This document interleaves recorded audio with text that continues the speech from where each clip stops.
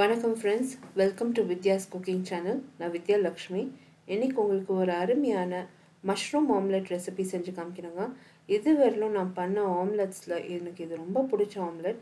இது double mushroom omelette நான் தயார் பண்ணிகிட்ருக்கேன். முன்கூட்டியே நான் உங்களுக்கு மஷ்ரூம்ஸ் எப்படி நான் தயார் பண்ணுறதுன்னு நான் சொல்லியிருக்கேன். நான் அந்த ரெசிபி வீடியோஸ் எல்லாம் லிங்க் பண்ணுறேன். இன்றைக்கி உங்களுக்கு நான் மஷ்ரூம்ஸ் எப்படி ஸ்டோர் பண்ணுறேன்னு உங்களுக்கு சொல்லிடுறேன். பட்டன் மஷ்ரூம்ஸ், அதாவது பட்டன் அந்த காளான் எடுத்து நல்லா சுத்தம் பண்ணியிருக்கேன். 2லேருந்து 3 முறை நல்லா கழுவிருக்கேன், அலம்பியிருக்கேன் தண்ணியில். அதுக்கப்புறம் நான் ஒரு டவலை பரவலாக வச்சு நல்லா காத்தார விட்டுட்டேன். பரவலாக வச்சு டவல் மேலே மஷ்ரூம்ஸ் நல்லா காத்தாரனதும் ஸ்லைஸ் பண்ணியிருக்கேன். ஸ்லைஸ் பண்ணிவிட்டு ஒரு வானிலையை மிதமான தீயில் காய வச்சு 2 ஸ்பூன் அளவுக்கு எண்ணெய் விட்டு ஸ்லைஸ் பண்ண மஷ்ரூம்ஸை நம்ம கடாயில் சேர்த்து 2 நிமிஷத்துக்கு ஒரு வாட்டி நல்லா திருப்பி விட்டு ஃப்ரை பண்ணணும். அதுலேருந்தே நிறைய தண்ணி விட்டு வரும். நீங்கள் உப்பு தண்ணி எல்லாம் எதுவுமே சேர்க்க போகாதீங்க. மஷ்ரூம்ஸ் நல்லா வெந்துடும்.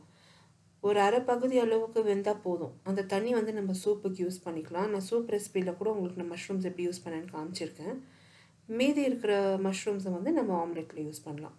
இந்த மஷ்ரூம்ஸ் அடுப்புலேருந்து இறக்கி நல்லா ஆற வச்சு ஏர்டைட் பாக்ஸில் நீங்கள் போட்டு ஃப்ரிட்ஜில் எடுத்து வச்சுக்கலாம். எப்போ தேவைப்படுதோ அப்போ நீங்கள் யூஸ் பண்ணலாம். அப்படி தான் நான் ஸ்டோர் பண்ணுறதுங்க மஷ்ரூம்ஸை. இப்போ மசாலா ரெடி பண்ணலாம். டபுள் மஷ்ரூம் மசாலா ரெடி பண்ணலாம். மிதமான தீயில் ஒரு பேன் காய வச்சுருக்கேன். பேனில் எண்ணெய் சேர்த்துருக்கேன். எண்ணெய் நல்லா காஞ்சதும் இதில் நான் மெல்லிசா நறுக்கியிருக்க வெங்காயம், மெல்லிசா நறுக்கியிருக்க தக்காளி, மெல்லிசா நறுக்கியிருக்க பச்சை மிளகாய், குடமிளகா, மெல்லிசா நறுக்கியிருக்க மல்லித்தழை சேர்த்துக்கிறேன். நீங்கள் பச்சை மிளகா காரத்துக்கு தகுந்த மாதிரி சேர்த்துக்கோங்க. நிறைய பேர் அதிகமாக சேர்த்துக்குவீங்க, நிறைய பேர் கம்மியாக சேர்க்கணும்னு பார்க்குவாங்க. ஸோ அவங்களுக்கு தகுந்த மாதிரி நீங்கள் சேர்த்துக்கோங்க. ஏன்னா இது ஃப்ளேவருக்கு தான். பச்சை மிளகாலாம் நான் ஃப்ளேவருக்கு தான் சேர்க்குறேன்.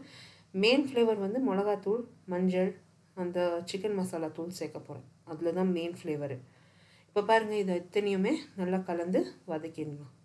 இப்போ மூடி போட்டு இந்த வெங்காயம் நல்லா வேக வைக்கிறதுக்காக மூடி போட்டு வதக்குறேங்க. இப்போ வர வெங்காயம் தக்காளி சுத்தமாக வேகிறது இல்லை. குக்கரில் தான் வேக வைக்கணும் போலக்குது இனிமேல். ஏன்னா அந்த அளவுக்கு வேகுது. ஸோ இப்போ பாருங்கள், ஓரளவுக்கு வதங்கி வந்திருக்கு. இதில் நான் இஞ்சி பூண்டு விழுது சேர்த்துக்கிறேன். அடுத்து மிளகாய்த்தூள், மஞ்சள், கொஞ்சமாக சிக்கன் மசாலா தூள் சேர்த்துக்கிறேன். அது ரொம்ப நல்லா ஃப்ளேவர் அண்ட் டேஸ்ட். தேவைக்கேற்ப உப்பு சேர்த்துக்கிறேன். இத்தனையும் சேர்த்து நல்லா ஒரு முறை கலந்து வதக்கி எடுத்துடுங்க. பச்சை வாடை அடங்கணும். ஒரு 2 நிமிஷத்துக்கு நல்லா வதக்குனிங்கன்னா அடுத்து நம்ம பால் காசிருக்கோம் இல்லையா, அந்த காசின பால் அது மேலே இருக்க அந்த அடை, அதாவது அந்த வெண்ணெய் நம்ம சேர்த்துக்கலாம். மலாய், அதுதான் நல்ல ரிச் டேஸ்ட் அண்ட் ஃப்ளேவர் கொடுக்கும். உங்களுக்கு அதெல்லாம் தேவையில்லைன்னா நீங்கள் தண்ணி விட்டு இந்த காய்கறியை வேக வச்சுக்கலாம் மஷ்ரூம்ஸோடு. இப்போ பாருங்கள், நான் கொஞ்சமாக பால், அந்த மலாய் சேர்த்துருக்கேன். ஒரு முறை நல்லா கலந்து வதக்கிடுறேன். அடுத்து நம்ம வதக்கி வச்சுருக்க மஷ்ரூம் சேர்த்துக்கலாம். இதுதாங்க ரொம்ப ஈஸியான ப்ராசஸ். மஷ்ரூம்ஸை நிறைய நாள் நம்ம ஸ்டோர் பண்ணலாம். அப் டு 1 வீக் ஸ்டோர் பண்ணலாம். அது மலராது, கருப்பாவெல்லாம் ஆகாது. ஸோ அதுனா கெட்டு போயிடுச்சுன்னு என்னவோ நினச்சி நம்ம தூக்கி போட்டுறது, இந்த மாதிரியெல்லாம் நிறைய வேஸ்ட் பண்ணியிருக்கேன் நான் கூட. ஸோ எனக்கு காலப்போக்கில் தான் நானும் கற்றுருக்குறேன்.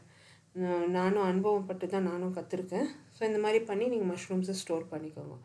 தேவைப்படுறப்ப நீங்கள் ஃப்ரைட் ரைஸ், இந்த மாதிரி ஆம்லெட்ஸ்க்கெல்லாம் நீங்கள் யூஸ் பண்ணலாம்.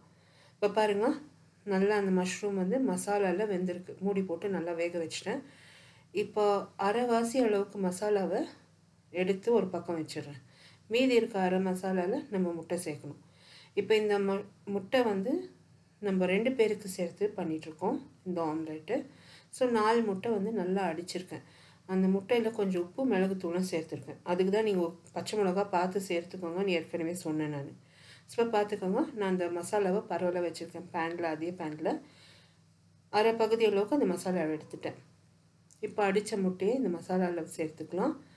நல்லா ஒரு முறை எல்லாத்தையும் கலந்து ஈவனாக ஸ்ப்ரெட் பண்ணிடலாம். கொஞ்சமாக ஓரத்தில் எண்ணெய் விட்டு மூடி போட்டு இந்த ஆம்லெட்டை ஒரு பக்கம் நல்லா சுட்டு எடுக்கலாம். ஒரு 2 நிமிஷத்தில் நல்லா சுட்டு வந்துடும். அதுக்கப்புறம் இந்த ஆம்லெட் இன்னொரு பக்கம் திருப்பி போட்டு இன்னொரு பக்கமும் சுடணும். ஸோ இது நல்லா உள்ள வரைக்கும் வேகணும். ஒரு 2 நிமிஷத்தில் ஈஸியாக 2 பக்கம் நல்லா வெந்துடும். நீங்கள் வெண்ணெய் கூட சேர்க்கலாம், அது விருப்பத்துக்கு தகுந்த மாதிரி. ஸோ நீங்கள் சேர்த்து பண்ணுங்கள், ரொம்ப அருமையாக இருக்கும். இந்த ஆம்லெட் அப்படியே சாப்பிட்லாங்க, ரொம்ப நல்லாயிருக்கும். எந்த பிரெட் டோஸ்ட் எதுவுமே வேணாம். 2 பேர் ரொம்ப அருமையாக ஷேர் பண்ணி சாப்பிட்லாம். ரொம்ப நல்லாயிருக்கும். ஜஸ்ட் ஒரு டீயோட ஒரு ஃபுல் மீல் இது.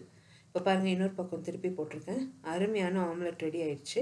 இப்போ இது நான் வந்து தட்டுக்கு மாற்றுறேன். இப்போ அந்த அரைவாசி காளான் மசாலா எடுத்து வச்சேன் இல்லைங்களா, அது வந்து இந்த ஆம்லெட் மேலே பரவலாக நான் சேர்த்துக்கிறேன்.